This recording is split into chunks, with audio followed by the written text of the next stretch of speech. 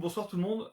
Comme tous les mercredis soirs, je vous propose un Facebook Live, sachant que tous les lives que j'ai fait jusqu'à aujourd'hui, ça doit faire à peu près maintenant 1 an que je vous propose des lives tous les mercredis soirs. Donc, je dis pas qu'il y en a 52, mais il doit y en avoir 48 ou 49. Il y a quand même eu quelques mercredis où je n'en ai pas fait. Donc, les lives sont en train d'être basculés sur ma chaîne YouTube Grégory Pelletier, et je vous invite à vous abonner à cette chaîne YouTube.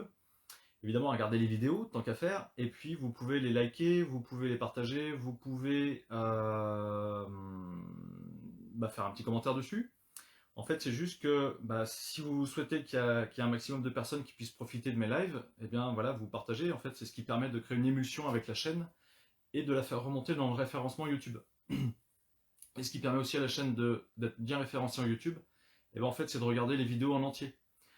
Alors vous allez me dire, bah ouais, moi je la regarde, en fait ça dure 1 heure, voilà, je la regarde quart d'heure par quart d'heure, 20 minutes par 20 minutes. Alors super. Mais par contre, ce que vous pouvez faire, c'est, si vous n'avez pas le temps de la regarder, c'est juste, vous la mettez en route sur votre ordinateur ou sur votre portable, voilà, elle va défiler pendant 1 heure, même si vous n'écoutez pas et ne regardez pas pendant 1 heure, en fait, quelque part YouTube, pour YouTube, c'est regardé pendant 1 heure, donc en fait ça va permettre de remonter dans les stats. Voilà comment ça se passe techniquement. Et puis il y a un youtubeur qui appelle ça chatouiller les algorithmes. En fait, eh bien, c'est liker les vidéos sur YouTube. Tout comme là, je vous invite évidemment à liker la vidéo sur Facebook, qui sera en replay sur Facebook jusqu'à ce que Facebook n'existe plus. Donc, c'est-à-dire pour un certain temps, je pense. Et là, c'est pareil, vous pouvez partager les vidéos. Donc, il y en a sur l'origine émotionnelle des maladies, il y en a sur comment gérer des émotions, il y en a pour se mettre à son compte. Salut Béatrice. J'ai abordé plein de sujets différents. Les 3 derniers lives, en fait, j'ai permis à des personnes qui regardaient le live d'avoir une canalisation sur leur lieu, sur leur naissance, sur leur date de naissance, je crois. Et puis c'est à peu près déjà pas mal. Donc là, ce soir, je vais vous parler de l'enfant intérieur. Je vais vous parler de comment on est influencé par ce qu'on appelle l'enfant intérieur. Comment on peut faire pour se libérer de conditionnement en relation avec l'enfant intérieur? Alors, en fait, dans tous les cas, tout seul, c'est un peu compliqué parce que, je dirais, notre inconscient va nous mettre des œillères et puis il ne va pas nous permettre d'accéder à certaines zones de notre cerveau où il y a de mémoriser des émotions en rapport avec l'enfant intérieur. Tout simplement, c'est pour nous protéger. Donc, c'est comme ça. Donc, à ce moment-là, il faut faire appel à des gens comme moi, des thérapeutes. Donc, ça peut très bien être des hypnos, des sophros, des kinésios, et puis des gens comme moi. Moi, j'ai pas vraiment de catégorie, si ce n'est que j'organise des constellations familiales et systémiques, en groupe et en individuel. En individuel, c'est soit en présentiel, soit en visio, soit au téléphone, peu importe, du moment que je sois connecté avec la personne. Alors évidemment, quand c'est des enfants, j'ai pas besoin d'être connecté, puisque l'information passe, c'est de cerveau à cerveau, d'âme à âme. Alors, j'organise donc des constellations familiales en groupe sur Nantes, en Vendée. Si vous voulez vous inscrire, c'est contactgp44@gmail.com. Mon site internet, c'est boostez-vous.fr. J'arrête là pour la com, pour la pub. On passe directement dans le vif du sujet. L'enfant intérieur, c'est quoi? Eh bien, en fait, là, on est adulte. Enfin, pour ma part, en tout cas. Je pense que parmi vous aussi, il y en a quand même pas mal qui sont adultes. Et ce qui se passe, c'est que en fonction de notre sensibilité, en fonction de ce qu'on va vivre, on va être plus ou moins sensible à ce qu'on va percevoir. Imaginons, une personne est dans un groupe de copains, voilà, ils passent des vacances ensemble, et puis à un moment, en fait, elle a une sensation d'être rejetée parce qu'elle se dit « je ne trouve plus mon chargeur de téléphone portable ». Et c'est presque la panique dans son cerveau, c'est-à-dire qu'elle assimile le fait qu'elle ne trouve pas son téléphone portable comme quoi on l'a mis de côté, on ne veut plus voir son téléphone portable, et ça vient directement la percuter dans sa blessure de rejet. Et pour elle, il y a un stress qui arrive. Je me sens rejeté par le groupe qu'elle a parce qu'ils ne veulent pas de mon chargeur de téléphone portable. Eh bien, pourquoi est-ce que cette personne se fait tout un film à propos de ce chargeur qu'elle ne trouve pas, sachant que c'est juste quelqu'un qui l'a déplacé, qui l'a rangé dans un tiroir parce qu'il était sur un buffet et c'était pour pas qu'il soit abîmé? Pourquoi est-ce qu'elle va se faire tout un film avec ça? Eh bien parce que quand elle était petite, elle s'est sentie rejetée un moment par un groupe d'amis alors qu'elle voulait jouer avec eux. Et cette perception de s'être sentie rejetée quand elle était enfant, elle n'a jamais pu le verbaliser, elle n'a jamais pu l'exprimer, elle n'a jamais pu, en effet, faire un travail d'élimination de cette blessure de rejet, de cette sentie mise à l'écart. Et bien ce qui se passe, c'est que son cerveau va tout simplement mémoriser ça, quelque part là, je ne sais pas où, dans la tête. Et du coup, c'est une personne qui va être hypersensible dès qu'elle va avoir une perception comme quoi on la met à l'écart. Et à chaque fois, ça va venir lui enclencher un énorme stress. Ça peut aussi la mettre en colère. Ça peut créer d'énormes problèmes, d'énormes problèmes sociaux. Est-ce que vous comprenez le truc? C'est-à-dire que si aujourd'hui, il y a certains événements qui peuvent vraiment vous interpeller, et peut-être même parfois vous ne savez pas exactement quels sont vos ressentis, vous dites, ah ouais, je sens que j'ai une colère, je sens que j'ai un stress, je sens que je suis anxieux, je sens que j'ai une tristesse. Et en fait, vous dites, bah, mais c'est un truc complètement anodin qui vient de se passer devant moi, ou c'est une réflexion tout à fait anodine qu'on vient de me faire. Bonsoir Sandrine, bonsoir Marine. Et je comprends pas pourquoi ça me met dans des états pas possibles. Ah mais c'est pas compliqué, si ça te met dans des états pas possibles pour un tout petit truc comme ça, c'est que généralement, ça vient directement percuter au niveau de ton inconscient, et ça te remet en mémoire le drame. Enfin, c'est pas un drame que tu as vécu, c'est un événement que tu as vécu comme dramatique quand tu étais enfant. Imaginons, alors en ce moment je suis en train de former des personnes à ce que je fais, c'est-à-dire c'est de la canalisation, c'est pouvoir écouter ses ressentis et puis organiser des constellations en groupe et en individuel. Et puis donc il y a une personne que j'ai constellée, j'ai fait une visio avec cette personne, et en fait ce qui est ressorti c'est que c'était pendant la Première Guerre mondiale. Comme elle a dit, cette dame, en fait, bah, je suis né, puis au bout de... J'avais 3 semaines quand mon père est parti au champ de bataille. Ok. Sauf que il est revenu 4 ans plus tard. Et en fait, même si cet enfant n'avait que 3 semaines, il s'est senti abandonné par son père. C'est-à-dire que c'est vraiment une perception inconsciente. Vous allez me dire, bah oui, mais au bout de 3 semaines, l'enfant, il voit à peine clair, il comprend pas ce qu'on lui dit, il peut pas s'exprimer. Comment est-ce qu'un enfant a pu percevoir que euh, qu'il se soit senti abandonné par son père? Bah, c'est parce que même à 3 semaines, l'enfant est hypersensible à son environnement. Et je vais vous dire autre chose, l'enfant est hypersensible à ce qui se passe quand il est dans le ventre de sa mère. Donc c'est normal qu'une fois qu'il est né, il va être hypersensible à son environnement. Et du coup, le fait de perdre contact avec son père, eh bien, il s'est fait son scénario tout seul. Mon père m'a abandonné. Alors on va dire, bah voilà, c'est une des blessures de Lise Bourbeau, ok, blessure d'abandon, ça marche. Mais quelles ont été les conséquences pour cette personne-là dans sa vie? Eh bien, c'est très simple. C'est-à-dire que pour elle, elle est incapable aujourd'hui, si elle a le sentiment qu'elle abandonne quelqu'un, pour elle c'est invivable.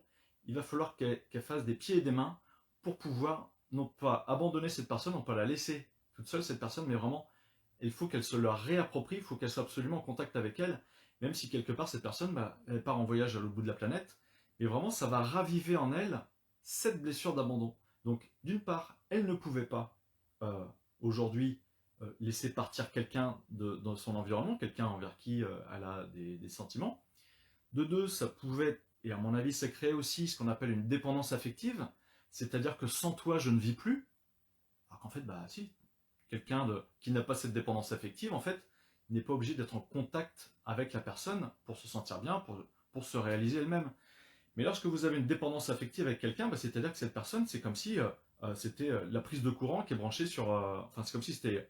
Vous avez une prise de courant là, et puis bah, vous la branchez sur le secteur, et vous avez besoin d'être branché sur le secteur pour vous donner de l'énergie, pour vous alimenter en amour. Et bah là, c'est pareil, la dépendance affective, c'est comme si quelque part, bah, vous étiez obligé d'être branché avec la personne, d'avoir un très très grand cordon relationnel de cœur à cœur pour vivre, pour vous sentir en sécurité, et en fait, ça vous rassure énormément.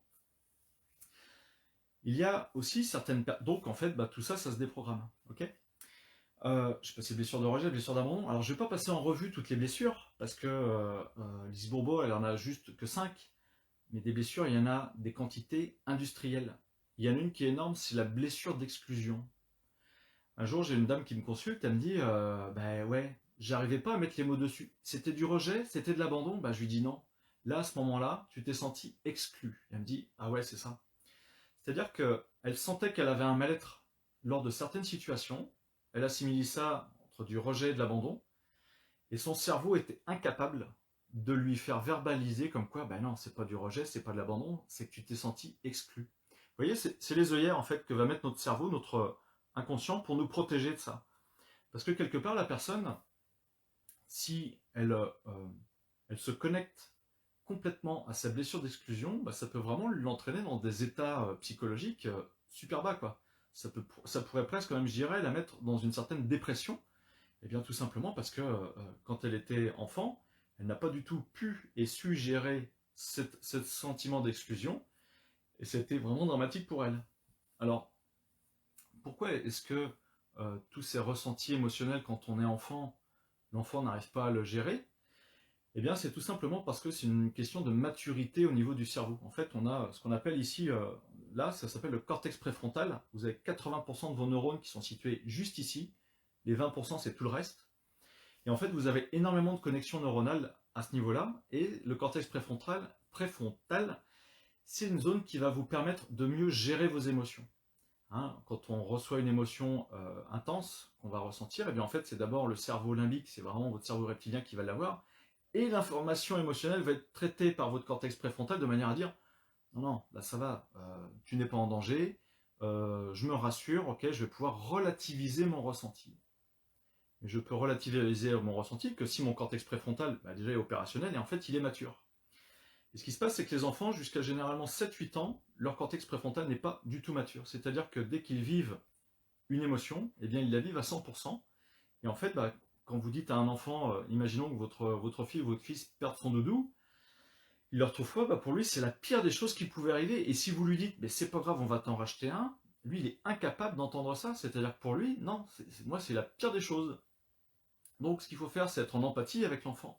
C'est écouter sa douleur, accueillir sa douleur, que lui aussi il accueille sa douleur. Mais en tout cas, c'est vraiment le plus important, c'est de lui permettre de verbaliser les choses, quand il peut parler évidemment, mais c'est de verbaliser les choses, qu'il puisse aussi écouter dans son corps qu'est-ce que ça fait.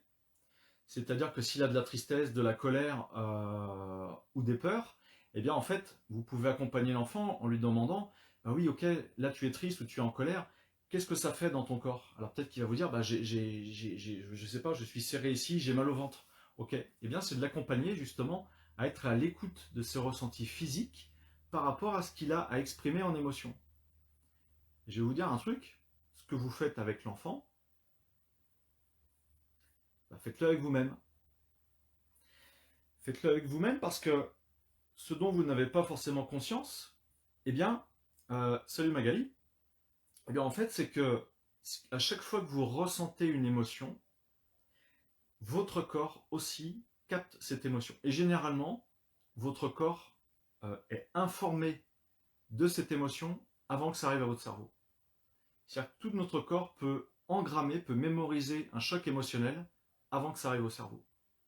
Donc ça vous avez la méthode TIPI, TIPI ou NERTI qui vont vous parler de ça, c'est-à-dire pour vous déprogrammer d'engrammes émotionnels, eh bien c'est d'être à l'écoute de ce qui se passe dans votre corps pour vraiment mettre en lumière ce qui s'est cristallisé dans votre corps physique, c'est-à-dire c'est l'énergie de l'émotion qui s'est cristallisée dans votre corps physique à un endroit, ou ça peut même être plusieurs endroits. Eh bien c'est ce que je vous invite à faire, je dirais c'est la solution que je vais vous donner, que je vais vous proposer de faire ce soir par rapport à votre enfant intérieur. C'est-à-dire que si vous vous dites, ben ouais, à chaque fois qu'on me fait telle remarque, eh bien vraiment ça me vient blesser très très fortement. Et vous dites, bah aujourd'hui je suis grand ou je suis grande, il n'y a pas de raison en fait que ça vienne me heurter comme ça.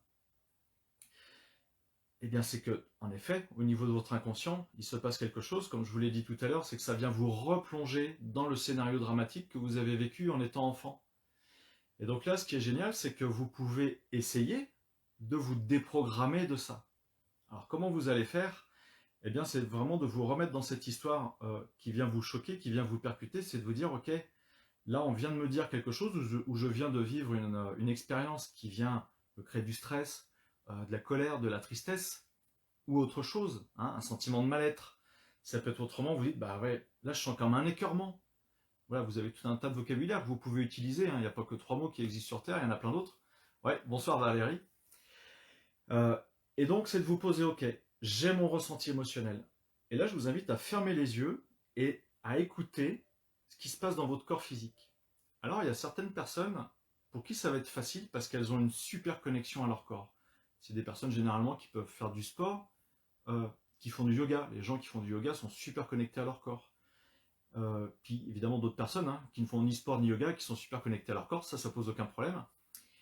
Et puis vous avez sûrement parmi vous des personnes qui se disent, ouais, en fait, moi j'ai déjà du mal à ressentir quand j'ai une douleur, il faut vraiment que ça soit très intense pour que je la ressente. Donc là, ressentir des choses, ça va être compliqué. Alors j'avoue, ce n'est peut-être pas un exercice aussi facile pour tout le monde, mais en tout cas, c'est à force de s'entraîner qu'on va y arriver. Et puis, même si on est super à l'écoute de son corps, eh bien, ce n'est pas forcément la première fois qu'on va pouvoir avoir toutes les micro-informations.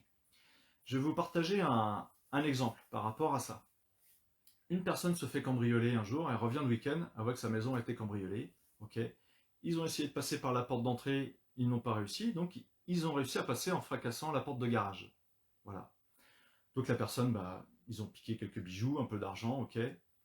Quelques jours, quelques semaines se passent, et puis en fait, elle me dit, eh bien, ce qui se passe, c'est que, bon, je me sens un peu en insécurité chez moi, mais c'est surtout le matin, quand je veux sortir ma voiture du garage, j'ai peur qu'il y ait quelqu'un derrière, à l'extérieur de la porte du garage, et qui m'attaque, qui me saute dessus. J'ai dit, ok, sachant que vous voyez, c'est juste, elle n'a jamais vu les voleurs, elle ne les a jamais vus cambrioler, sa maison. Par contre, c'est le choc psychologique, et elle assimile toutes ses peurs en rapport avec cette porte du garage qui a été fracturée, et maintenant elle s'est elle-même créé son programme de peur, où j'ai peur que derrière ma porte de garage il y ait du monde. On est bien d'accord, c'est pas ce scénario-là qui s'est passé, c'est pas l'événement qui compte, mais ce sont les ressentis que va avoir la personne. Et là je lui dis, tu vas faire Tipeee, c'est-à-dire que le matin, avant d'ouvrir ta porte de garage, eh bien écoute, bonsoir Stéphanie, eh bien tu te pointes devant ta porte du garage, tu fermes tes yeux, et tu écoutes ce qui se passe dans ton corps.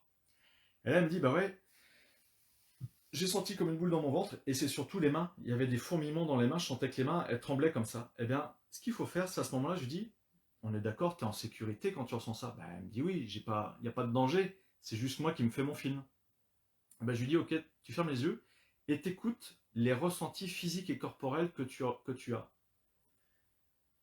Et le fait de mettre son attention sur les différentes zones du corps qui s'expriment, eh bien on déprogramme ces zones du corps. On les laisse s'exprimer, tout simplement. Alors, vous avez des tutos sur YouTube, Tipeee, Nerti, allez voir et entraînez-vous à faire ça. Et donc cette personne s'est déprogrammée toute seule, elle a peut-être fait une fois ou deux, ça dure à chaque fois 1 minute, c'est hyper rapide. Une fois, 2 fois, ok, paf, ça y est. Et au bout d'un moment, eh bien, quand elle allait ouvrir sa porte de garage le matin, plus de stress, plus du tout cette peur qui est un méchant derrière la porte d'entrée, derrière la porte de garage. Tout simplement parce que on a ce qu'on appelle une mémoire cellulaire, c'est-à-dire que c'est les cellules de notre corps, à certains endroits, qui ont mémorisé une information et qui peuvent l'exprimer, qui peuvent la traduire d'une manière ou d'une autre. Ça peut être des douleurs, ça peut être, je dirais, des contractions. Selon différents phénomènes, ça peut être les gens, souvent, ils peuvent avoir très bien la gorge qui se serre, voilà, c'est des choses comme ça. C'est de vraiment porter votre attention par rapport à ça. Et alors, ce qui est intéressant, c'est que si vous faites ça par rapport à des mémoires en relation avec votre enfant intérieur, ça va marcher exactement de la même façon. C'est-à-dire que quand vous étiez enfant, imaginons vous ayez eu une énorme peur par rapport à un chien qui vous a aboyé dessus. Vous avez été surpris par l'aboiement du chien, il vous a jamais mordu, mais là vous avez une trouille pas possible. Et puis aujourd'hui, ça vous conditionne peut-être à avoir peur des bruits violents, ou dès qu'il y a jamais, si jamais vous avez une surprise, ça vous met dans un stress, vous avez le cœur qui bat à 100 à l'heure, quoi. Eh bien, on est d'accord que là, vous êtes adulte, mais que ce phénomène-là est conditionné par rapport à ce que vous avez vécu enfant. Que vous vous souveniez ou pas de l'événement, on s'en fiche. Par contre, ce qui est évident, c'est que votre inconscient s'en souvient, votre corps physique s'en souvient. Eh bien, c'est soit vous déprogrammez votre inconscient, soit vous déprogrammez votre corps, mais dans les deux cas, si vous agissez sur l'un ou sur l'autre, ou sur les deux, vous avez de fortes chances de complètement vous déprogrammer de cet engramme émotionnel inconscient. Voilà ce que je peux vous donner comme conseil ce soir, si vous voulez essayer pour libérer vous-même les stress de votre enfant intérieur. Je vous invite à essayer, vous voyez si ça marche pas, et après si ça marche pas, vous m'appelez. Ok, enfin, vous m'envoyez un mail plutôt parce que je réponds pas souvent au téléphone, mais on peut faire comme ça, on peut faire un deal, vous voyez. Je vais approfondir l'enfant intérieur. l'enfant intérieur, c'est vraiment énorme parce que vous pouvez très bien avoir des conditionnements de vos rapports aux autres qui sont dus à quand vous étiez dans le ventre de votre mère ou au moment de votre naissance ou un peu plus tard dans votre jeunesse. Comment ça? En fait, moi, il y a beaucoup de personnes qui me consultent et qui vont me dire, bah ouais, je pense que c'est mon rapport aux hommes qui n'est pas bon. Je pense que c'est mon rapport aux femmes qui n'est pas bon. Ok, ça marche. Et on va savoir, on va essayer de chercher pourquoi. Puis c'est des personnes qui vont me dire, bah c'est vrai que bah voilà, j'ai 30 ans, j'ai 40 ans, j'ai 50 ans, j'ai 60 ans, peu importe l'âge de la personne, mais la personne va s'observer comme quoi, bah, quelque part, on appelle ça des distorsions, et comme elle va me dire, bah ouais, mais je sens que je n'ai jamais pu être en paix avec des personnes. Il y a des gens qui vont me dire, bah ouais, mais je n'ai jamais pu réussir à exprimer mes sentiments pour l'autre. J'ai eu énormément de difficultés à accepter les sentiments des autres. Eh bien ça peut venir vraiment de votre tendre enfance, où vous avez été peut-être coupé, soit de l'amour de votre père, soit de l'amour de votre mère. Il peut même y avoir de la colère qui vient se greffer dessus, parce que peut-être qu'à un moment, eh bien vous, l'enfant que vous étiez, vous avez perçu comme quoi votre maman ne vous aimait pas, ou ne vous aimait plus, et même chose pour votre père. Et du coup, quelque part, quand vous étiez enfant, ça vous nourrissait, le fait d'avoir que vos parents vous fassent une démonstration de leur affection. Et donc, l'enfant que vous étiez s'est dit, bah oui, mais ma maman ne m'aime plus, c'est pas juste, elle devrait m'aimer et ne pas me laisser tout seul comme ça, sans amour. Alors je vous dis ça, c'est parce que c'est ce qu'on va retrouver en canalisation, en constellation. C'est vraiment ce ressenti-là que peut avoir eu un enfant à un instant T, sachant que sa mère l'a aimé pendant des années, l'aimait avant, l'a aimé après, mais peut-être qu'il a suffi juste à un moment que maman, parce qu'elle était fatiguée, parce qu'elle était excédée, parce qu'elle avait 3 enfants élevés, c'était compliqué pour elle, eh bien peut-être qu'à un moment elle s'est emportée et elle a vraiment rouspété l'enfant. Et là l'enfant, je dirais, ne s'est plus senti aimé par sa mère, il a trouvé ça injuste et il y a une colère. Et ce qui se passe, c'est que peut-être que cet enfant, je dis bien peut-être, c'est pas à chaque fois, mais ça va avoir une incidence sur sa perception de l'amour maternel. Ça pourrait être la même chose avec l'amour paternel, et ça peut carrément enrayer son rapport aux hommes ou son rapport aux femmes. C'est-à-dire, je n'arrive pas à me connecter aux sentiments que peut avoir la personne. C'est juste énorme. Et ça peut aller plus loin, c'est-à-dire que ce sont des personnes qui peuvent aussi, je dirais entre guillemets, se créer une sorte d'auto-sabotage affectif.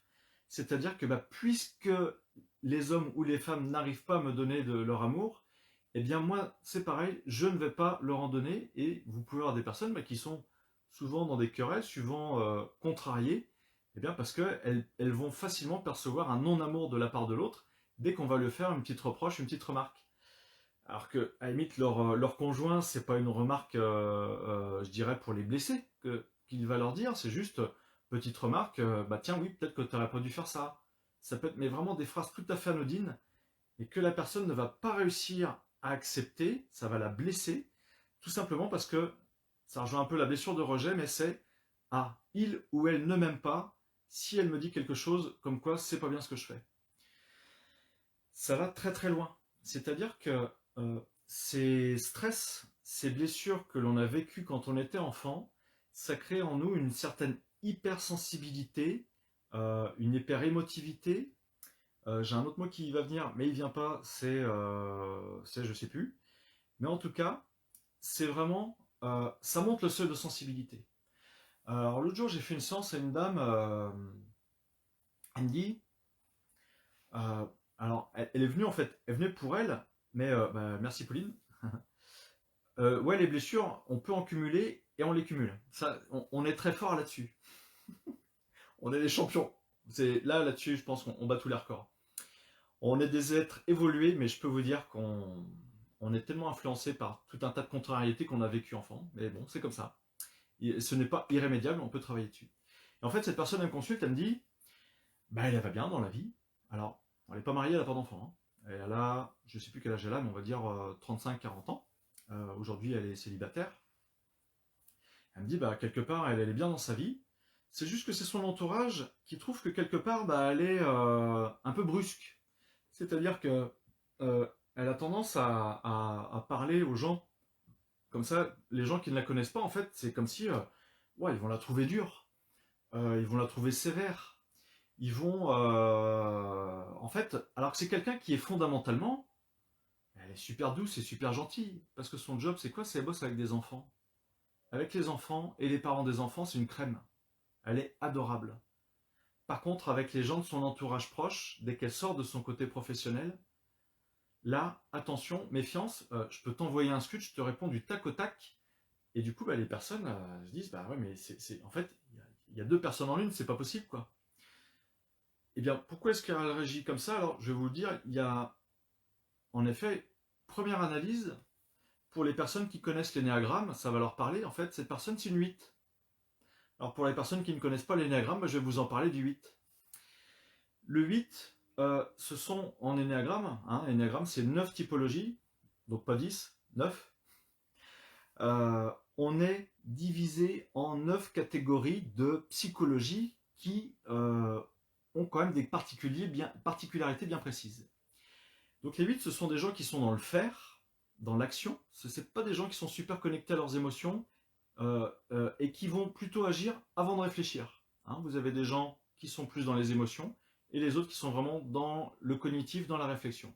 On a 3 grands groupes, l'action, réflexion et sensuel. Pas sensuel, enfin si vous voulez, sensuel, sensitif, émotionnel. Euh, et donc le 8, bah, c'est des gens qui n'acceptent pas de ne pas être forts. Ce sont des gens qui sont dans la force. Ce sont des gens pour qui ils vont avoir du mal à accepter leurs faiblesses et les faiblesses des autres. Ce qui fait que si jamais ils perçoivent une petite faiblesse chez l'autre, ah bah toi j'ai du mal à te supporter. Alors en effet, c'est une personne qui faisait énormément de catégories parce que dès qu'elle sent une moindre faiblesse chez quelqu'un, elle se disait lui ou elle, je vais avoir du mal à avoir confiance en lui ou elle, ou je ne peux pas avoir confiance. Ça va vachement loin en fait. Et tout ça, c'est programmé eh bien, par rapport à des blessures, par rapport à des contrariétés quand elle a vécu quand elle était enfant. Alors pourquoi est-ce que une personne comme L8 qui peut être braque de prime abord avec des gens, les 8, on les catégorise comme des chefs, entre guillemets. Hein. Tous les chefs ne sont pas des 8, tous les 8 ne sont pas des chefs. Non, c'est des gens qui sont là pour... Ils ont un super avantage, c'est qu'ils adorent fédérer des groupes, ils adorent rassembler des gens, et puis ils vont être comme un peu comme le coq de la basse-cour, ils vont défendre les gens si jamais il y en a qui se font attaquer, donc ils sont vraiment... il y a vraiment une relation très très fraternelle, je dirais, entre ces personnes-là et les groupes qu'elles vont constituer. Et ce sont des personnes qui, en effet, vont avoir tendance à, bah, peut-être, comme elles n'acceptent pas leur faiblesse, eh bien, à vouloir, en effet, je dis bien, pas forcément, mais à vouloir exercer un certain pouvoir, quoi. Et pourquoi est-ce que cette dame-là, bah, elle est très bien avec les enfants et les parents des enfants? Bah, c'est parce que quand ces gens sont vraiment dans leur zone de confort, qu'ils sont dans leur élément, ils basculent en typologie 2. Et la typologie 2, c'est quoi? Ce sont des gens qui sont altruistes, qui sont énormément dans le relationnel. Donc vous avez beaucoup de personnes qui sont instituteurs, infirmières, aides-soignantes. Ce sont des deux. On va les retrouver là. Ce sont des gens qui vont souvent faire du social. Ce sont des gens qui vraiment vont apprécier énormément le contact des autres et d'apporter aux autres, de pouvoir aider les autres. Et c'est là où on rejoint la thématique d'altruisme. Méfiance pour les deux, c'est que vous pouvez vous vider de votre substance parce qu'il y a des gens qui peuvent profiter de cette mentalité que vous avez à être altruiste. Et des fois, il y a des personnes qui me consultent et je leur dis, est-ce que des fois, tu n'as pas accordé un peu trop de confiance à certaines personnes et tu t'es senti trahi, elles t'ont largué comme une vieille chaussette, ou en tout cas, tu leur as donné beaucoup, et puis il n'y a rien eu en échange. Puis là, la personne, elle va se reconnaître, elle va te dire, bah ouais, moi c'est ça, c'est-à-dire que ça m'est arrivé souvent et ça m'a beaucoup blessé. Je vais énormément donner de conseils ou dépanner la personne, j'ai passé beaucoup de temps et d'énergie avec elle, et en retour, j'ai rien eu. Bah ouais, mais si tu es un 2 ou une 2, ça va te heurter assez fortement. Donc après, il y a un travail à faire là-dessus pour vraiment pouvoir se limiter dans l'énergie, le temps qu'on a alloué aux autres. Ok? Donc je reviens sur cette personne. Eh bien, ce qui conditionne le fait que les gens de son entourage pouvaient la trouver braque, eh bien, c'est qu'elle avait une hypersensibilité à la violence. C'est-à-dire que pour elle, quelque part, elle pouvait ressentir de l'agressivité, mais il suffit juste d'une tournure de phrase qui ne va pas, une intonation de voix qui ne va pas, et elle se braquait parce qu'elle se sentait agressée. Et ça, c'est parce que dans son enfance, elle avait subi énormément d'agressions, en tout cas elle avait perçu énormément d'agressions de la part de son entourage proche, de la part de sa famille. Le fait de s'être sentie agressée quand elle était enfant, ça a généré des peurs, elle n'a pas pu se défendre, et bien aujourd'hui, à l'âge adulte, elle est hypersensible à ce qu'on appelle l'agressivité du monde extérieur, donc que ce soit ses gens proches. Et là où c'est génial, c'est que je rejoins les 8 de l'énéagramme, c'est que les 8, eux, ce qui va venir les heurter en premier, c'est ce qu'on appelle la blessure d'injustice. Ils ne vont pas supporter de l'injustice, quelle que soit sa forme. Et ça peut vraiment les mettre en colère. Et bien cette personne-là, en effet, quand je lui ai dit « Et toi, est-ce que l'injustice, ça te parle? Est-ce que quand tu perçois de l'injustice quelque part, qu'est-ce que ça te fait ?» Ah ben, elle me dit « Ouais, ça c'est le truc, c'est impossible pour moi, quoi. Euh, je me vois dans ce que vous dites, ça me parle. » Ben ouais, forcément, là, vous êtes une trentaine, puis il y a des gens qui vont voir en replay la vidéo, c'est obligé que ça parle à pas mal de personnes, quoi. Mais l'exemple que je vous donne, je pense qu'il est très parlant parce que vous pouvez mieux comprendre que, eh bien, les blessures de l'enfance, si j'en réfère à l'énéagramme, eh bien, elles vont traduire certains comportements. Vous avez la typologie 3, par exemple. Là, c'est des personnes qui, quand elles étaient enfants, ont vécu une énorme blessure de manque de reconnaissance. C'est-à-dire que ça peut être papa-maman, en fait, qui n'a jamais félicité son enfant. Ça peut être l'enfant, en fait, qui était en permanence en attente qu'on lui dise « Bah oui, mon chéri ou ma chérie, c'est beau ce que tu as fait, c'est bien, c'est génial. » Ça, la personne n'a jamais vécu ça. Et ce sont des personnes en fait qui vont vouloir en montrer de trop. Ce sont des personnes en fait qui vont vouloir vraiment épater les autres, épater la galerie, parce que voilà, ils vont s'acheter la plus belle veste, ils vont avoir le super maquillage, ils vont avoir la dernière voiture sortie, ils vont dire bah tu vois, t'as vu, j'ai le dernier iPhone, ah bah oui, il vaut 2000 €, mais t'as vu, c'est moi qui l'ai. Et en fait, c'est comme si c'était un peu un comportement infantile ou enfantin, c'est-à-dire que ce sont des personnes, bah, ils vont être là en permanence en demande de la reconnaissance des autres. Et ça peut être poussé à l'extrême. Ok? Donc voilà, j'arrêterai là au sujet de l'énagramme, mais c'est juste passionnant. Et donc, si je vais rentrer une autre thématique, je suppose qu'il y en a parmi vous qui connaissent, et d'autres qui ne connaissent pas, c'est ce qu'on appelle le triangle de Cartman. Le triangle de Cartman, c'est-à-dire que dans une relation avec une personne, eh bien peut-être qu'à un moment, on peut voir la personne qui aurait se mettre en position de victime. C'est-à-dire qu'on va se plaindre, on dit bonjour, comment ça va? Puis là, vous allez être là en train de dire, bah ça va pas très bien aujourd'hui, je me sens un peu fatigué, ok. Et si en face de vous, vous avez une personne qui est sauveuse, eh bien elle va être en empathie avec vous, elle va vous dire, oh bah c'est pas trop grave, tu sais, peut-être que tu manques un petit peu de sommeil, tu vas voir, ça va bien se passer aujourd'hui. Par contre, si vous avez en face de vous une personne qui est dans la posture de bourreau, eh bien là, va par contre plutôt avoir tendance à vous dire, ah bah ouais, mais à chaque fois c'est pareil, à chaque fois qu'on te voit, t'es fatigué, tu vas pas encore pouvoir avancer dans ton boulot. C'est ça le triangle de Cartman. C'est-à-dire que dans nos relations interpersonnelles, soit on prend le rôle de bourreau, soit on prend le rôle de sauveur, soit on prend le rôle de victime, soit on ne prend aucun des rôles. Et l'idéal, c'est de ne prendre aucun des rôles. C'est vraiment de pouvoir s'observer et de se dire, bah, est-ce que je suis là pour me plaindre des autres? Bah, oui ou non, c'est vous qui voyez. Est-ce que je suis là pour envoyer bouler l'autre dès que la personne va se plaindre? Bah, pas forcément. Est-ce que je suis là pour venir sauver l'autre, même s'il ne me le demande pas? Bah, pas forcément. Mais c'est super intéressant. Observez-vous dans ce triangle de Cartman et observez-vous demain avec vos collègues, avec les gens de votre famille, avec votre enfant. Est-ce que c'est facile pour vous d'admettre qu'un collègue, qu'une personne de votre famille se plaigne?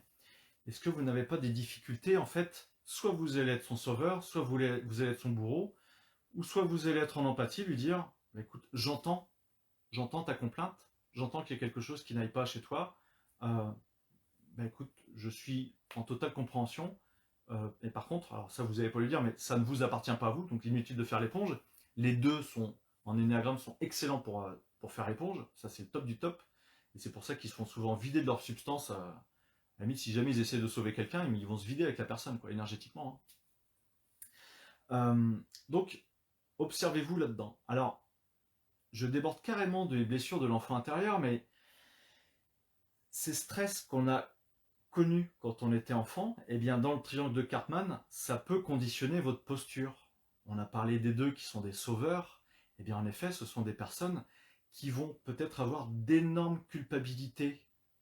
C'est-à-dire que cette posture de sauveur, elle vient pas là par hasard.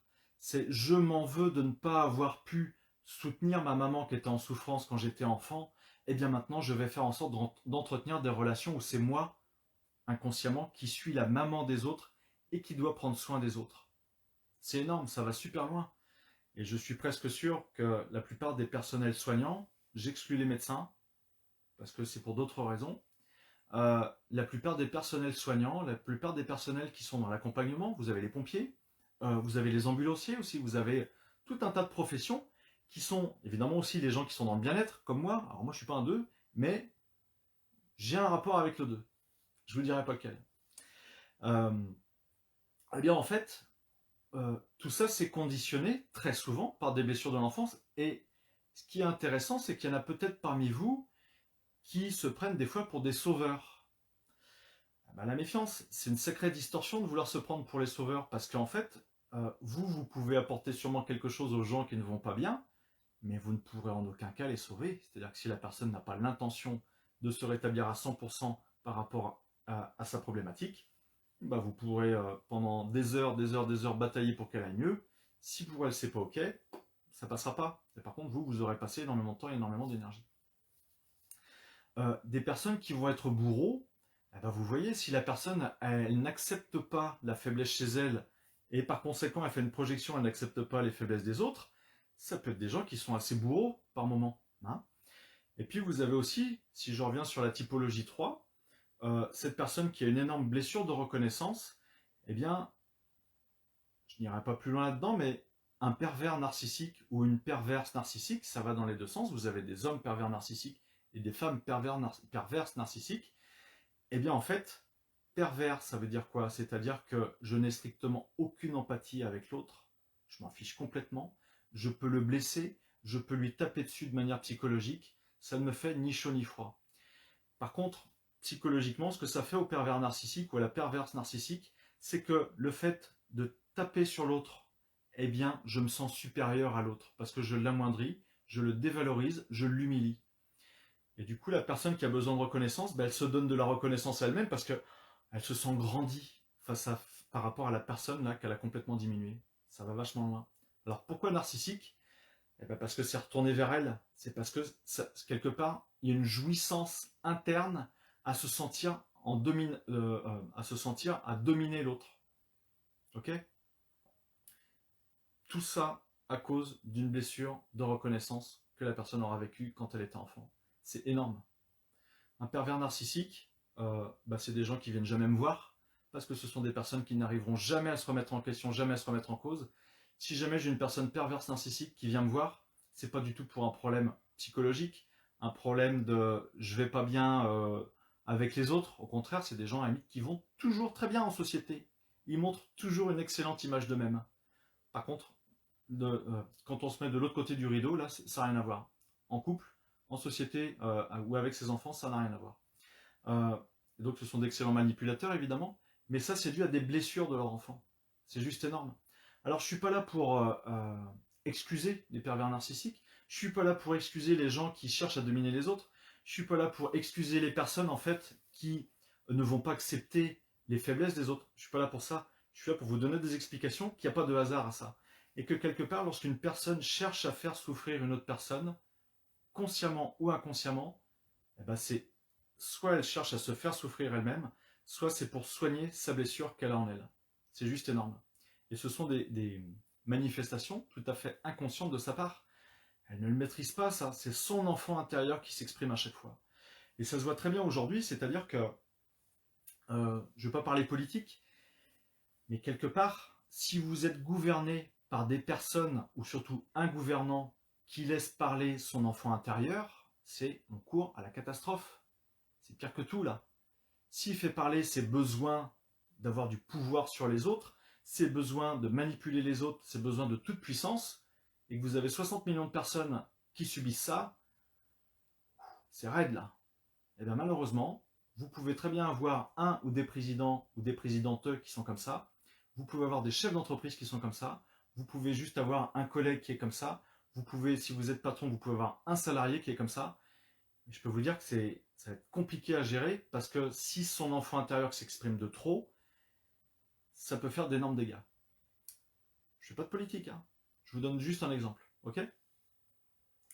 Donc ce qui est intéressant, c'est que quand vous vous intéressez à l'énéagramme, eh bien en fait vous allez voir qu'il y a certains personnages, des acteurs connus, des hommes politiques connus, des femmes connues, qui se retrouvent en fait dans certaines typologies. Et en fait, pourquoi est-ce que ces personnes avaient des caractères forts? Pourquoi est-ce que ces personnes en fait étaient vraiment en empathie? Pourquoi est-ce que ces personnes étaient des artistes? Tout simplement parce que c'est à chaque fois leur enfant intérieur qui s'exprime dans ces moments-là. Vous avez par exemple la typologie 4. Alors, je fais une association entre l'énéagramme et les blessures de l'enfant intérieur parce que c'est imbriqué tout ça, c'est juste énorme. Chaque typologie exprime une blessure ou des blessures dominantes. Euh, typologie 4, ce sont des gens qui ont inconsciemment besoin de se faire remarquer. C'est-à-dire que se faire remarquer, je vais me teindre les cheveux en bleu aujourd'hui, et moi ça me va, ça lui plaît à la personne de se teindre les cheveux en bleu. Mais en fait, c'est au-delà de ça, c'est qu'il y a une souffrance intérieure, c'est on ne me voit pas. C'est pas une blessure de manque de reconnaissance, c'est une blessure de pouvoir être vu, c'est-à-dire de pouvoir attirer l'attention. C'est ça qui est excellent, c'est que c'est pas une blessure de reconnaissance, c'est de pouvoir attirer l'attention. Qui dit attirer l'attention, c'est je veux qu'on m'aime. Je veux qu'on m'aime pour qui je suis, pour ce que je suis, alors que je suis, et je fais en sorte d'être différent des autres pour me détacher du lot, pour qu'on puisse me donner tout l'amour dont j'ai besoin. C'est juste énorme. Alors sachant que les typologies 4, alors je n'avais pas... En fait, je vous dis un truc, là, je n'ai rien préparé par rapport à ce soir. Ce qui me vient, ça me vient comme ça. C'est juste mon inspiration, mon intuition. Typologie 4, c'est pour ça que je fais que 1 heure de live, parce qu'autrement, je vous le dis tout de suite, moi les lives, je pourrais les faire pendant 3 heures et je serais même pas essoufflé. À la fin des 3 heures, je suis un vrai moulin à parole quand je m'y mets. Donc c'est comme ça. C'est juste ça quand on est passionné par ce qu'on fait. Typologie 4, ce sont des gens qui vont avoir le moral en dents de scie. Terrible. Il y en a même, j'ai une copine qui est 4, elle me dit, ouais, mon médecin voulait me filer des antidépresseurs. Parce qu'en fait, tous les 4 matins, j'avais un état d'esprit qui était différent. Et en fait, non, c'est pas ça. C'est juste qu'elle est en typologie 4, et les 4, ils peuvent très bien avoir euh, une joie énorme, faire des achats compulsifs, tout est merveilleux sur Terre, c'est magnifique, je m'éclate. Tout comme le lendemain, j'exagère à peine, mais 3 semaines plus tard, ils sont dans un down pas possible, c'est-à-dire qu'ils sont à moitié dépressifs, quoi.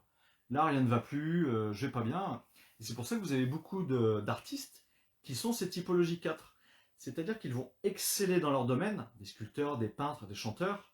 Ils vont avoir une imagination débordante, ils vont vraiment avoir des paroles qui vont venir vous toucher dans votre cœur. Beaucoup de musiciens aussi. Ils vont vraiment avoir des joueurs de piano, de guitare, ce que vous voulez en fait en artiste. Ils vont avoir vraiment cette capacité, cette facilité à traduire par leur âme, par leur art, ce qui se passe dans leur âme. Les blessures, les meurtrissures qui vont s'exprimer au travers de leur art. Et donc ce sont souvent des gens qui ont quand même une très très forte sensibilité au monde qui les entoure et puis à leur entourage. Eh bien, pour atténuer ces sauts d'humeur là, eh bien on va aller chercher l'enfant intérieur. Qu'est-ce qui s'est passé quand tu étais petite fille ou quand tu étais petit garçon? Pourquoi est-ce qu'aujourd'hui, quand tu es adulte, tu as énormément de difficultés? Le monde médical appelle ça la bipolarité. Une typologie 4 pourrait être caractérisée de bipolaire, mais elle n'est absolument pas du tout bipolaire. La bipolarité, alors en décodage biologique des maladies, c'est beaucoup plus grave que ça, enfin c'est beaucoup plus profond que ça. Bipolarité, peut y avoir à un moment une notion d'autodestruction. Le 4, on n'en est pas rendu là, c'est un état dépressif. Bipolarité, quand ça descend vraiment super bas, attention, méfiance aux envies de suicide, quoi. Ok? Non, mais osez demander, il y a le chat qui est là, vous pouvez poser des questions. Mais ce que je voulais vous dire, c'est que, comment dire, je sais plus ce que je veux vous dire par rapport au 4. C'est pas une pathologie, ce sont juste ces blessures de l'enfant intérieur qui s'expriment. Ok? C'est pas de la bipolarité non plus. C'est des sauts d'humeur. Alors c'est très difficile à vivre pour l'entourage. Une femme qui est 4 ou un homme qui est 4 avec son conjoint, le conjoint c'est du hard, c'est chaud à vivre, quoi, parce que tout simplement parce que le conjoint il se dit en effet lundi ma femme s'est levée, elle était de bonne humeur, tout allait bien, on est vendredi, ça y est, elle a le moral dans les chaussettes, il n'y a plus rien qui va, et c'est très très perturbant pour l'autre, pour l'environnement en fait de ces personnes-là. Mais ça peut très bien, je dis pas que ça peut se solutionner à 100%, tout comme le fait que le 8, il est à fond dedans, Non, on peut vraiment fortement diminuer ça. Et alors, ce qui est génial, c'est que, alors je fais pas particulièrement de numérologie, en tout cas pas encore, bien que je m'y intéresse de plus en plus près, mais si on prend vos dates de naissance, eh bien si vous allez voir un ou une numérologue, eh bien la personne va vous dire, bah tiens, toi dans ton caractère, t'es comme ci, comme ça, t'es peut-être susceptible, t'as peut-être besoin de te sentir fort, t'as besoin d'être valorisé. Eh bien, on va souvent avoir des similitudes entre ces différentes sciences. C'est ça qui est génial. Alors, j'ai une petite question, Pascaline. Du coup, lorsqu'on guérit de ses blessures, on change de personnalité. Ouais, carrément. Tu auras toujours, en fait, en énéagramme, on est les 9 d'un seul coup. On exprime les 9 typologies en permanence. Sauf qu'il y en a quelques-unes qui ressortent beaucoup plus fort. Fortement. Fortement. Mais donc, en effet, quelqu'un qui est 6, par exemple, c'est quelqu'un qui peut être énormément dans ses peurs, qui a peur de déroger aux règles. C'est quelqu'un qui va être très très loyal, par exemple, les 6, mais ils ont des peurs complètement incompréhensibles de la part des autres.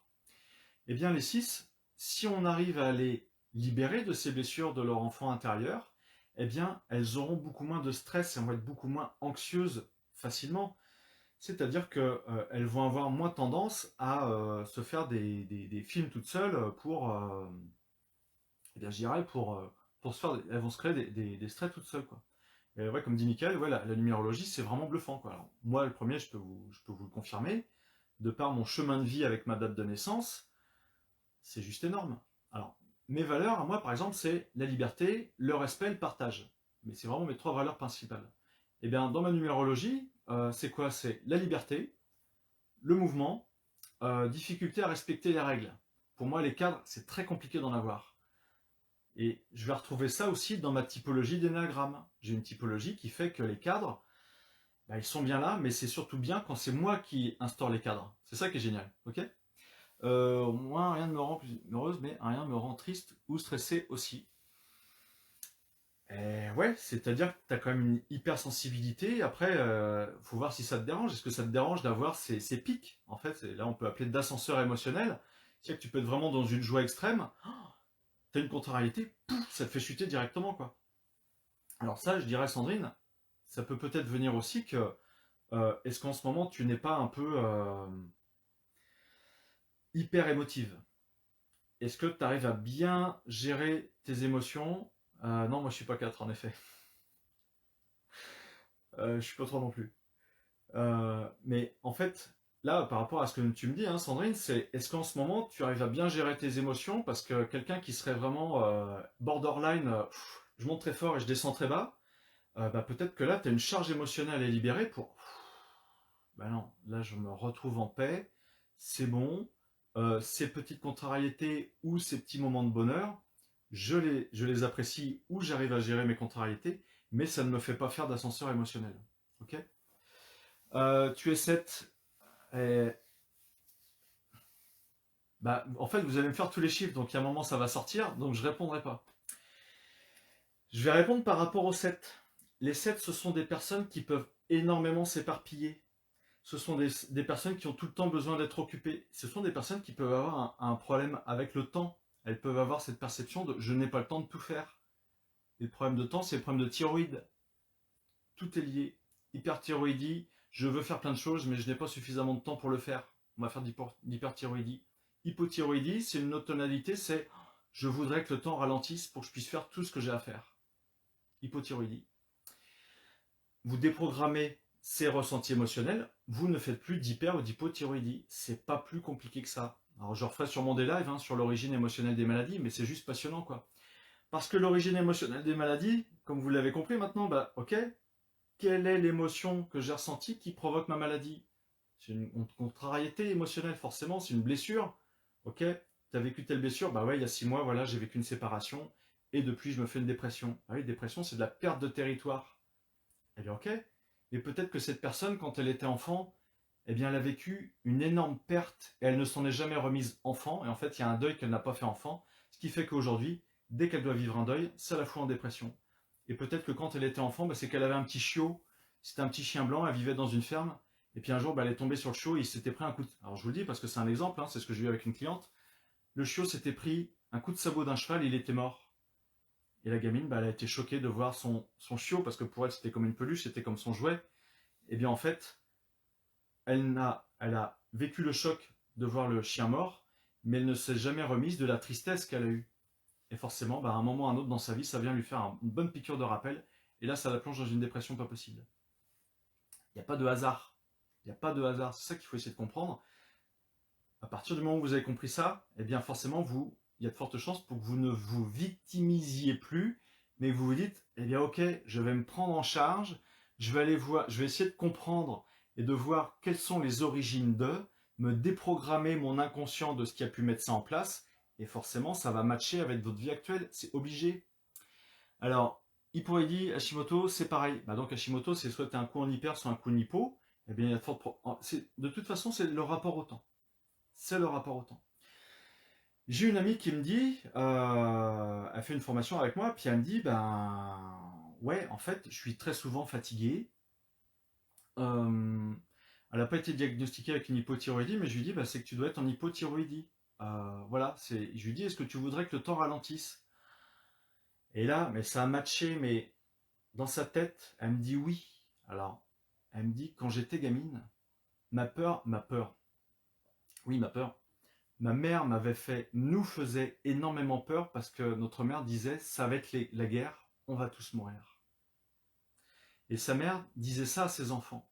Et en gros, elle disait qu'il allait y avoir une échéance. Eh bien oui, là, à telle date, ça va être la fin du monde, on va tous mourir. Et c'est tout juste si la mère ne sous-entendait pas, eh bien je vais mettre fin à vos jours avant pour ne pas que vous viviez ça. Eh bien l'enfant qu'elle était, ce qui se passe, c'est que elle s'est dit, oui, mais là, comme une échéance, moi, je veux que le temps ralentisse parce que j'ai peur de mourir, je n'ai pas envie de mourir. Eh bien, ça a créé chez cette personne, jusqu'à ses plus de 60 ans, une hypothyroïdie. Ça s'est programmé dans son enfance, par rapport à un énorme stress qu'elle a vécu, parce que sa mère, en effet, sa mère avait une énorme peur de mourir. Elle a transféré cette peur de mourir à ses enfants, et du coup, elle a de l'hypothyroïdie. Alors, elle avait de l'hypothyroïdie, évidemment, elle n'en a plus. C'est prise de conscience, canalisation de l'enfant, fin de l'hypothyroïdie. C'est énorme. Et ça prend à peine 1 heure. C'est juste ça, quoi. Donc, pas besoin d'opération de la thyroïde, pas besoin de traitement d'hypothyroïdie, et puis du coup, elle n'est plus sous ces fatigues qu'elle avait très très souvent. Je regarde vos questions. Je suis hypersensible avec, je pense, un problème de thyroïde. Bon, Corentine, qu'est-ce qu'on va faire de toi? Ok. Mon adresse mail, c'est contact.gp44@gmail.com. Je fais les séances en visio, en présentiel, au téléphone, et ça marche à chaque fois. Alors, je pourrais vous en parler pendant des heures et des heures, sauf qu'il est 21h. Fibromyalgie peut expliquer que l'on soit à peu près tout à la fois, non. Non. Déjà, il faut qu'une fibromyalgie soit super bien diagnostiquée, parce qu'il y a beaucoup de gens qu'on va diagnostiquer comme fibromyalgiques alors qu'ils ne le sont pas. Première chose, on va mettre les gens dans des catégories, c'est comme un Lyme. Les gens, on va mettre... En fait, c'est des syndromes. Mais on fait une belle salade de plein de syndromes, de plein de symptômes, et on va dire, t'as ça. Et si t'as plein de syndromes, plein de symptômes, c'est peut-être que t'as une énorme dévalorisation à tel niveau, peut-être que t'as une énorme stress à ce niveau-là, et peut-être que t'as une énorme colère à tel endroit, et ça s'exprime à différents endroits de ton corps, donc on va décortiquer les différentes origines émotionnelles, et puis tu vas te débarrasser de ta pathologie. Voilà. Alors vous allez me dire, l'autre il parle de ça, comme si c'était évident. C'est ce que je fais tous les jours, moi. C'est ce que je fais tous les jours. Donc je ne vais pas vous parler d'un truc que je ne connais pas, que je ne maîtrise pas. C'est ce que je fais tous les jours. Et ça marche. C'est comme ça. Ok? Je dis pas que ça marche en une fois. Je dis pas que ça marche en 2 fois. Évidemment, généralement, il faut 1, 2, 3, 4 séances. Pour certaines personnes, eh bien, on va aller chercher plus loin. Mais je veux dire, c'est pas compliqué. Ok. Marine, moi, je me retrouve un peu partout, comme Sandrine. Et oui, parce qu'on a un peu de tout. Par contre, moi, quand je discute avec une personne, dans le vocabulaire qu'elle va employer, dans sa façon de s'exprimer, vous voyez, moi je parle avec les mains, là, alors j'ai rien d'italien en moi, hein, encore que j'avais un oncle italien, et peut-être ce soir, il y a Gabriella qui est là, de la vallée d'Aos, c'est qu'elle m'avait dit qu'elle regarderait la vidéo, donc ciao Gabriella. Mais voilà, moi je suis dans le faire, parce que je suis là avec les mains, et mes mains c'est mes outils. Donc vous avez des personnes qui par exemple vont se faire de l'arthrite, de l'arthrose au niveau des mains, c'est de la réparation par rapport à des dévalorisations dans les gestes, dans les mouvements, et très souvent si ce sont des personnes qui sont dans le fer, Ça va venir vraiment les chercher très très profondément en elles, quoi. Ok, bah merci, ouais, bah merci Pascaline pour les remerciements, ça fait plaisir. Bah écoutez, moi j'ai fait le tour, hein. 21h02, j'ai dépassé le timing de 2 minutes. Je vous donne rendez-vous bah, pour les personnes qui le souhaitent la semaine prochaine, mercredi soir. Je ne sais pas du tout encore quelle sera la thématique. Juste pour vous dire que on a travaillé avec les membres du groupe que je forme aujourd'hui sur leur naissance et c'est juste énorme. En fait, si vous voulez vous faire un cadeau à vous, c'est ok. Combien coûte une séance avec Grégory Pelletier? C'est 75 euros de l'heure. Ok, ça marche. Euh, ok, qu'est-ce qu'il peut m'apporter? Je veux faire un travail sur ma naissance, je veux me déprogrammer de tout ce que je ne sais pas qui est en rapport avec ma naissance. Et donc j'avais fait un live là-dessus sur les naissances, et puis bah, vous dites, bah, ok, vous allez dire à votre chérie, à votre famille, bah, 75 euros, ouais, ça fait une somme, est-ce que tu pourrais me l'offrir en cadeau pour Noël? Et puis bah, l'autre il va dire, bah, écoute, si c'est ça qui te fait plaisir, ok. Et donc, eh bien, vous allez envoyer un petit mail à Grégory Pelletier. Est-ce que tu pourrais me faire un bon cadeau pour moi ou pour quelqu'un de ma famille? La personne te contactera et puis ben, on va lui permettre d'avancer dans la vie, de la libérer. Mais ce que je veux vous dire, c'est que votre naissance, forcément, quelque part, bébé avait des stress avant de sortir du ventre de maman, peut-être au moment de sortir du ventre de maman et certainement après être sorti du ventre de maman parce que vous êtes resté 9 mois au chaud, nourri, logé, en sécurité dans le ventre de maman. Vous étiez fusionnel quelque part avec maman. Je peux vous dire que quand vous sortez de cet état de fusion, ça peut être panique à bord. Et s'il y en a parmi vous qui sont allés en couveuse, où maman, à la limite, elle était en anesthésie générale parce qu'il y a eu une césarienne, donc il n'y a pas eu de contact avec la maman, eh bien ça peut entraîner énormément de blessures juste au moment où vous êtes sorti du ventre de votre mère. Vous vous déprogrammez de ça, ça vous change la vie. Alors pourquoi je le dis comme ça? Parce que d'une, moi je l'ai expérimenté sur moi, et j'en sais complètement les conséquences de la séance que j'ai eue par rapport à ma naissance, et c'est surtout que les personnes que je constelle par rapport à leur naissance, c'est énorme les engrammes inconscients qu'il peut y avoir à cet endroit-là, et on va libérer la personne de ça, et ça va la déprogrammer de tout un tas de choses. Excellente soirée à vous, merci à vous, c'était super sympa. J'espère que ça vous a plu. Puis ça vous a pas plu, bah écoutez, c'est pas grave, hein. Moi j'ai donné l'info. En tout cas, ça aura forcément agi à un certain niveau chez vous. Et ce que je vous invite à faire vraiment, c'est, il n'y a pas de fatalité, il y a forcément une origine, une cause à si vous avez des problèmes de comportement, des problèmes de santé, tout ça. Et vraiment, bah, c'est d'aller chercher les origines émotionnelles de, vous en libérer, et ça part. Alors j'ai déjà fait des lives sur l'influence des lieux sur nous, sur du karmique, sur du transgénérationnel, c'est-à-dire les ancêtres. Vous n'êtes pas influencé que par votre enfant intérieur, vous êtes influencé par tout ce qui vous entoure, tout le système, c'est-à-dire votre famille, vos ancêtres. Ça peut être aussi un collègue, ça peut être des clients. Imaginons un jour vous vous êtes pris la tête avec un client et quelque part il y a toujours une emprise sur vous énergétique, vous ne vous en rendez pas compte, mais ça vous puise votre énergie, vous êtes fatigué. Et puis bah, quelqu'un qui vient me voir, je lui dis bah ouais mais là, ton client en fait tu l'as énormément contrarié. J'ai eu ça avec un homme une fois, lui il s'en rendait pas compte, hein, mais je lui dis, par rapport à, je lui dis, il y a une cliente là, elle t'en veut énormément, elle est énormément en colère après toi. Lui ça lui parle pas. Et je lui dis, bah, est-ce que t'as pas une cliente qui un jour, lui il est artisan à son compte, est-ce que t'as pas une cliente un jour qui t'a fait des avances? Alors, lui il est marié, il a des enfants, bah, il me dit si, si, si. Et puis bah moi je lui ai répondu non, non, non.